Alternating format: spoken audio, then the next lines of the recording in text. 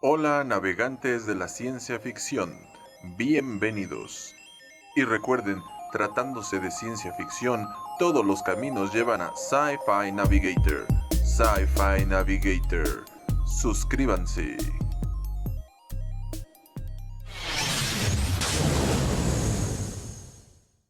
4.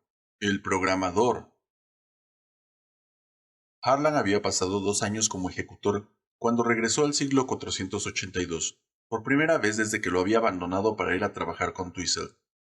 Casi no lo reconoció. El siglo no había cambiado, pero él sí. 2 años como ejecutor habían significado mucho para él. En cierto modo, habían aumentado su aplomo. Ya no tenía que aprender nuevos idiomas, nuevas formas de vestido y nuevas maneras de vivir con cada proyecto de observación al que fuese destinado. Por otro lado, Harlan se había encerrado en sí mismo. Casi había llegado a olvidar la camaradería que unía al resto de los especialistas en toda la eternidad. Pero, principalmente, había saboreado el poder de ser un ejecutor. Había tenido el destino de millones de personas en sus manos, y si por ello debía seguir un camino solitario, podía recorrerlo con orgullo. De modo que pudo mirar fríamente al técnico de comunicaciones que ocupaba la mesa de recepción en el 482, y anunciarse a sí mismo con acento preciso. Andrew Harlan, ejecutor, presentándose al programador Finch con destino eventual en el siglo 482. No hizo el menor caso de la rápida mirada que le lanzó el hombre de mediana edad a quien se dirigía. Era lo que muchos llamaban el vistazo al ejecutor, una rápida e involuntaria mirada disimulada al emblema rojo que los ejecutores ostentaban en el hombro, seguida de unos mal disimulados esfuerzos para no volver a mirarlo. Harlan se fijó en el emblema del otro. No era ni el amarillo del programador, ni el verde del analista, ni el azul del sociólogo, ni el blanco del observador. Simplemente una barra azul sobre un fondo blanco. Aquel hombre pertenecía a comunicaciones, una rama del servicio de mantenimiento, y no llegaba ni con mucho a la categoría de especialista. Pero también se permitía el vistazo al ejecutor. Harlan dijo con cierta acritud: Bien. Comunicaciones contestó rápidamente: Estoy llamando al programador Finch, señor.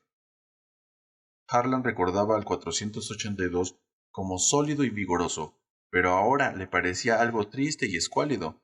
Se había acostumbrado al cristal y a la porcelana del 575, a su obsesión por la higiene. Se había acostumbrado a un mundo de blancura y claridad, solo interrumpido por ligeros toques de color pastel. Las pesadas paredes estucadas del 482, con sus fuertes colores vivos y sus superficies de metal pintado, le parecieron casi repulsivas. Hasta Finch le pareció distinto, como empequeñecido. 2 años antes, cada gesto de Finch había parecido siniestro y poderoso al observador Harlan. Ahora, desde la solitaria altura de su cargo de ejecutor, Finch le parecía un hombre patético y confuso. Harlan le contempló mientras hojeaba una pila de láminas, preparándose para atender al recién llegado, con el aire del que ya ha hecho esperar lo suficiente a la visita. Finch pertenecía a un siglo, el 600, basado en la energía pura. Twizzle se lo había contado y aquello explicaba muchas cosas. Los arrebatos de mal humor de Finch podían ser el resultado de la inseguridad natural en un hombre acostumbrado a la solidez de los campos de energía, que se sentía desgraciado al tener que vivir entre estructuras de débil materia. Harlan recordaba bien el felino paso de Finch, pues a menudo había levantado la vista de su trabajo para encontrarse a Finch de pie a su lado, observándole, sin que Harlan hubiera advertido su llegada. Ahora comprendía que ello no era un carácter traicionero, sino más bien el temeroso caminar del que teme constantemente que el suelo pueda hundirse bajo su peso. Harlan pensó condescendientemente: Finch está mal adaptado a esta sección. Posiblemente lo único que puede ayudarle es que lo trasladen. Saludos, ejecutor Harlan, dijo Finch. Saludos, programador, contestó Harlan. Por lo visto en los 2 años desde que... empezó Finch. 2 vicio años, corrigió Harlan. Finch lo miró sorprendido. Desde luego, 2 fisioaños. En la eternidad no existía el tiempo tal como se le consideraba normalmente en el universo exterior, pero los organismos de los hombres envejecían y esta era la inevitable medida del tiempo, aun en ausencia de fenómenos físicos significativos.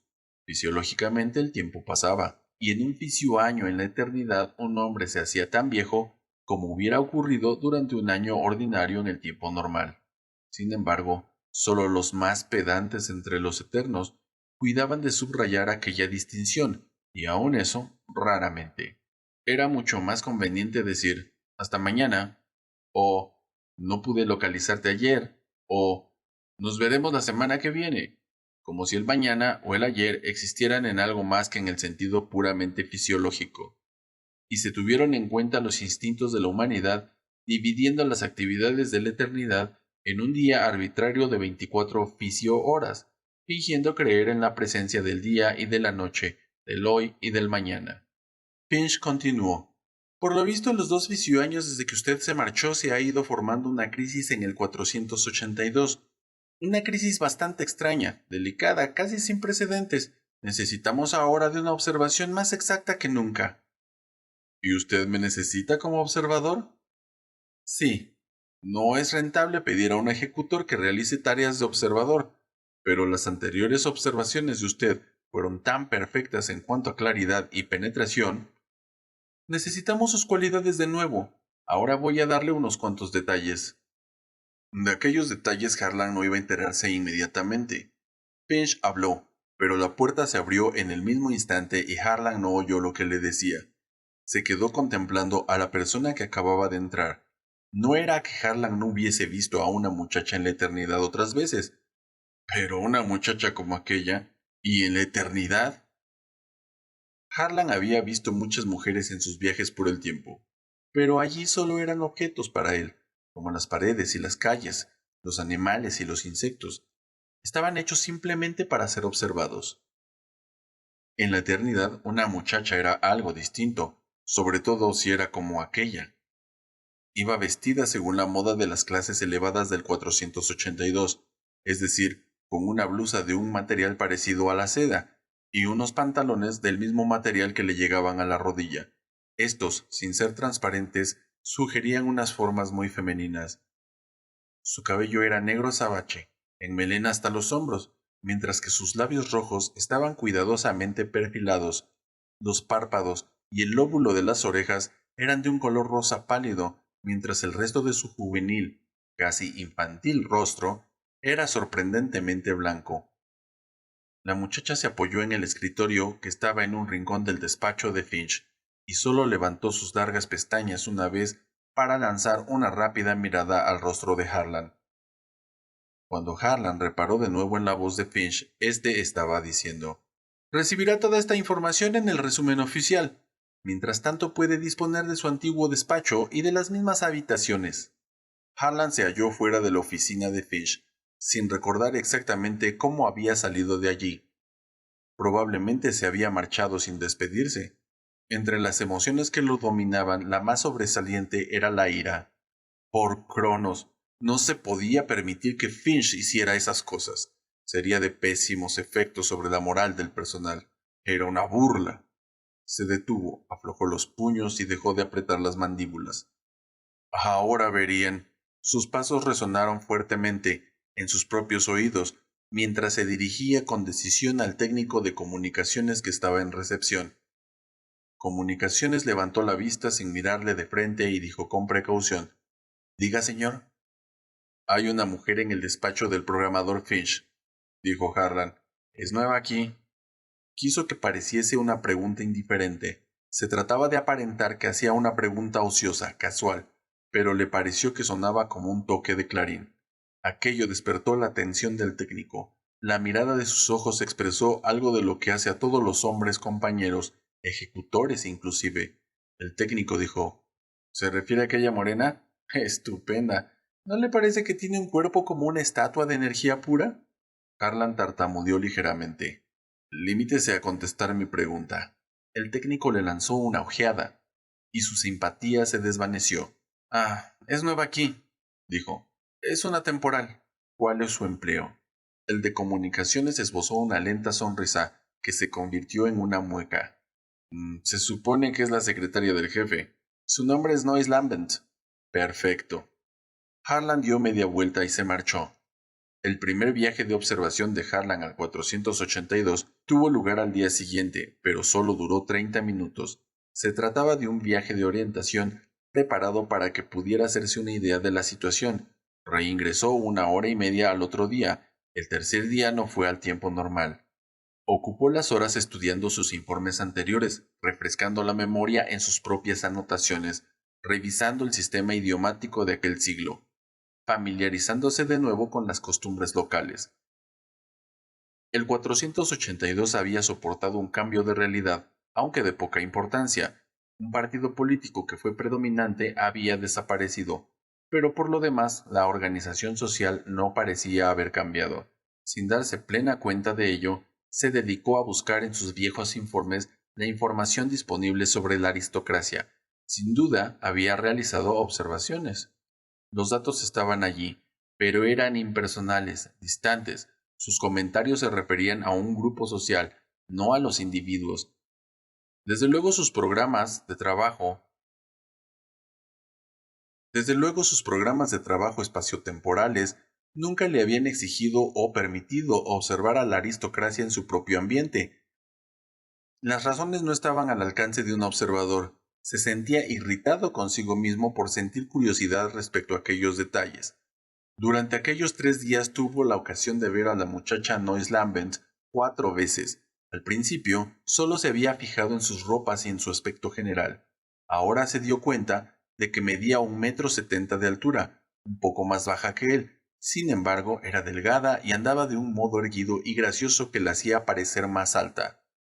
Tenía más edad de la que aparentaba a primera vista. Quizá frisaba en los 30, y desde luego pasaba de los 25. Era tranquila y reservada. Una vez, cuando se cruzaron en el pasillo, le sonrió para luego bajar los ojos. Harlan se hizo a un lado para evitar el rozarla, y luego continuó su camino, sintiéndose irritado consigo mismo. Al final del tercer día, Harlan empezaba a creer que su condición de eterno le exigía una resolución. No había duda de que a ella le agradaba estar allí.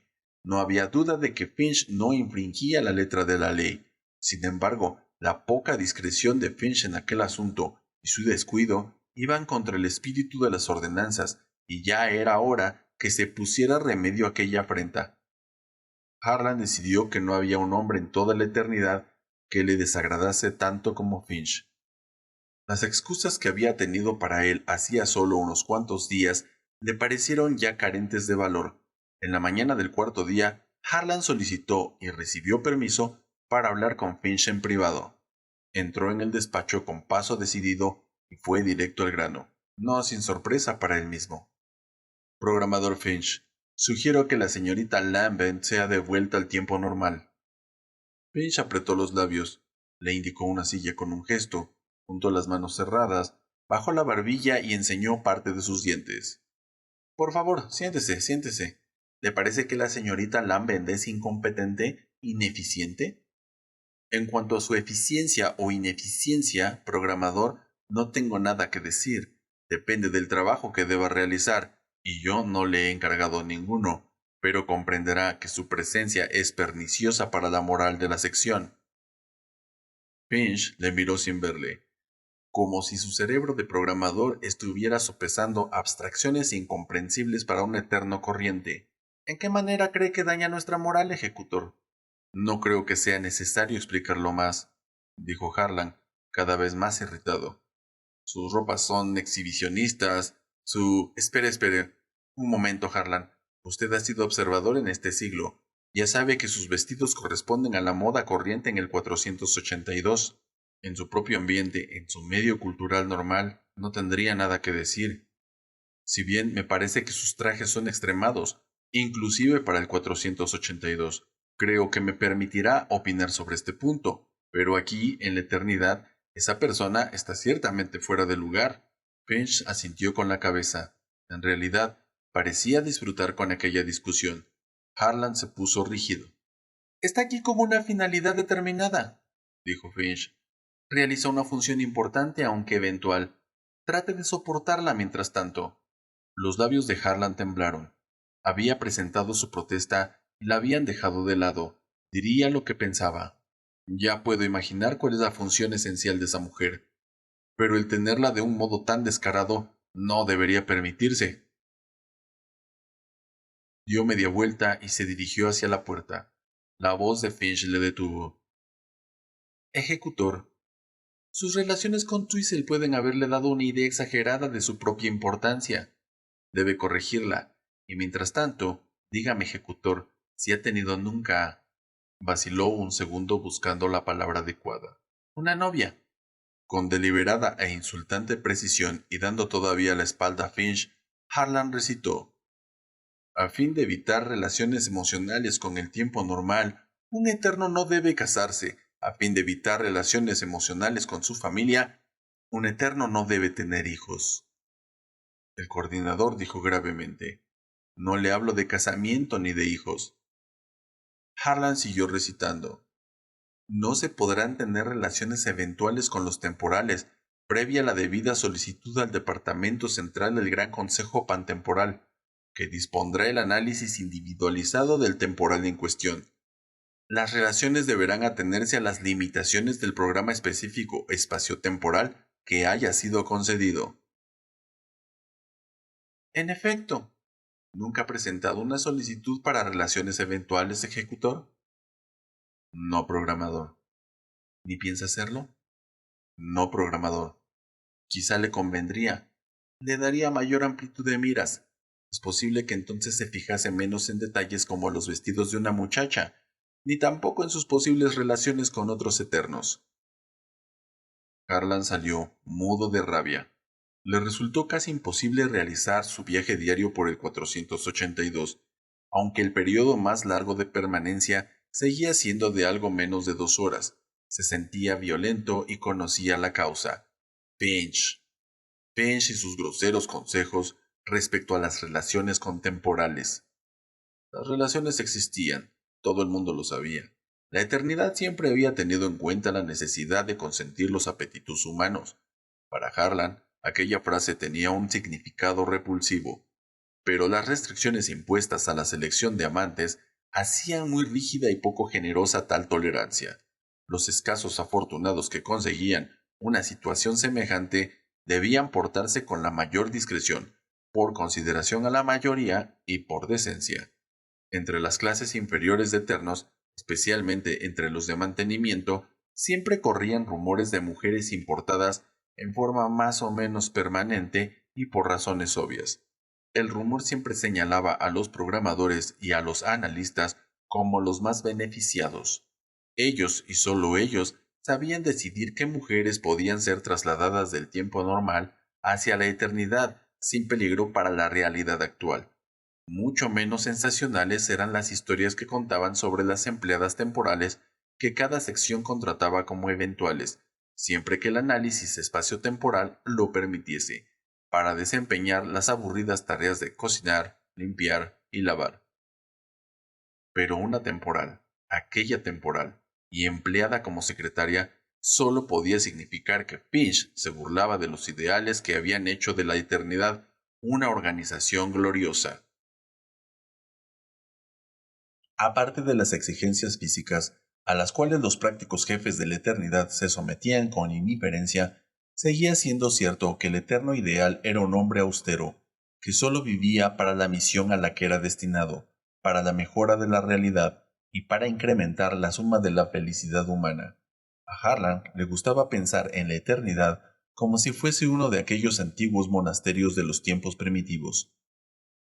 Aquella noche soñó que había hablado con Twizzle sobre aquel asunto y que éste, el eterno ideal, compartía su repulsión.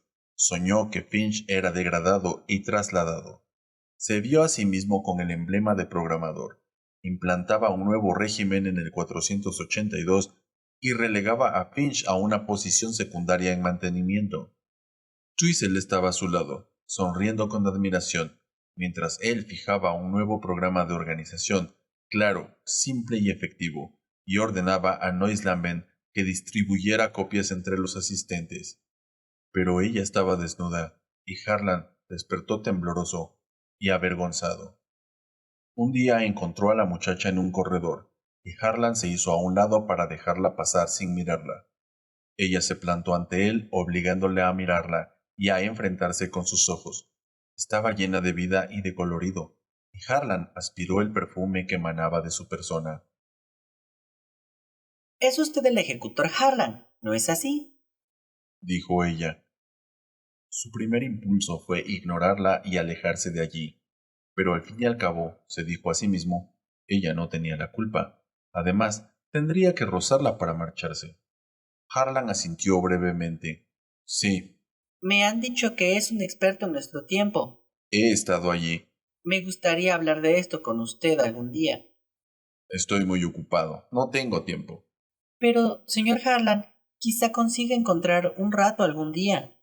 Ella le sonrió. Harlan dijo en voz baja desesperado.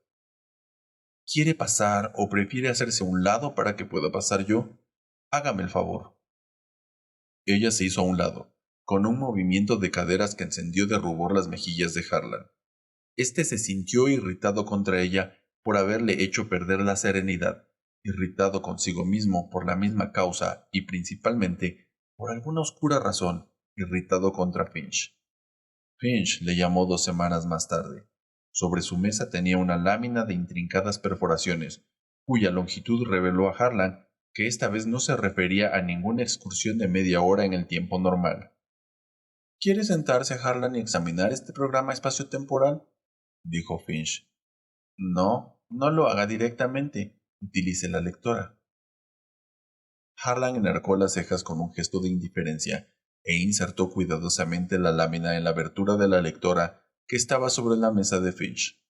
La lámina fue penetrando lentamente en el interior de la máquina y a medida que lo hacía, los grupos tabulados de perforaciones iban siendo traducidos a palabras que aparecían en el rectángulo de cristal del visor.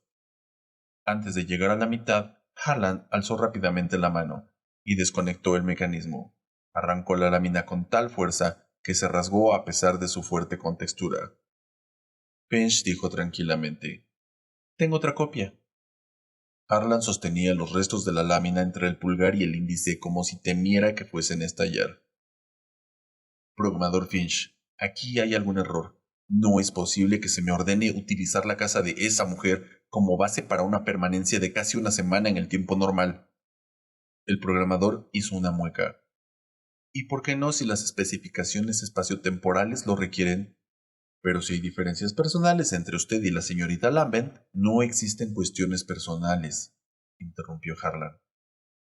Es posible que sea otra clase de cuestiones. En vista de las circunstancias, voy a explicarle ciertos aspectos del problema de esta observación. Desde luego, ello no debe sentar precedente.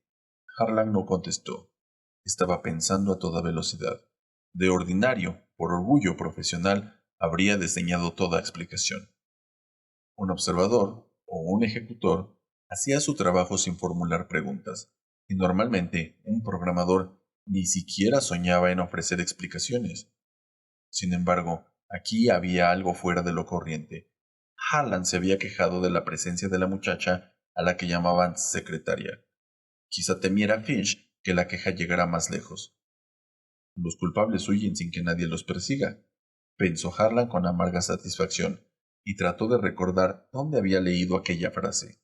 La estrategia de Finch era evidente, por lo tanto. Alojando a Harlan en casa de la mujer, podría oponer contraacusaciones si la cuestión llegaba demasiado lejos. Harlan no podría atestiguar contra él.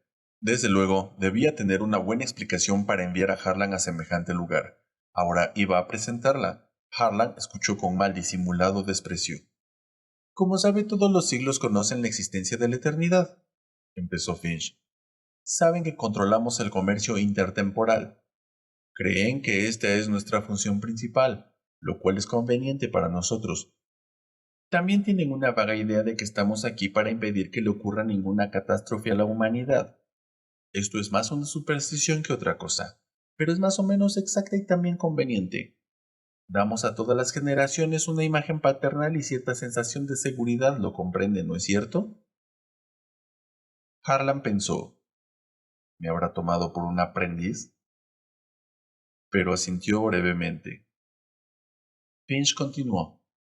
Hay algunas cosas, sin embargo, que no deben saber. La más importante, por supuesto, es la forma en la que alteramos la realidad cuando es necesario.